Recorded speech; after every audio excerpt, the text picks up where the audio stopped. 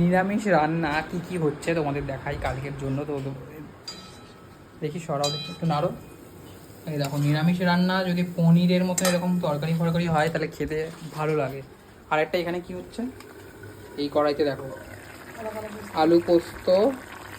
তো কি ঝোলই হবে আলু পোস্ত? ধনে পাতা দিয়ে আলু পোস্ত। আর এখানে হচ্ছে পনিরের একটা তরকারি, ওই ধনে পাতাটা দেওয়া হলো, ভালো লাগছে এখন দেখতে। তাই কি এটা? এইটা কি? এটা ওই যে কি পাতা? তরকাতে দেয় না, তরকা কেশরি পাতা, মেথি। মেথি, কেশরি মেথি দেওয়া হলো, এই দেখো। তো এখন ভাল লাগছে দেখতে।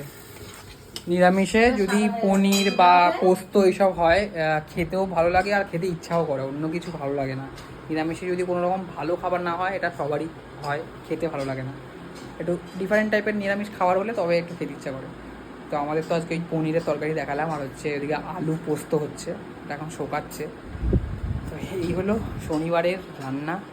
শনিবার আর আজকে যাই হোক, চলো দেখে নিলে শনিবারের খাবার দেখিয়ে দিলাম কী রান্না হলো।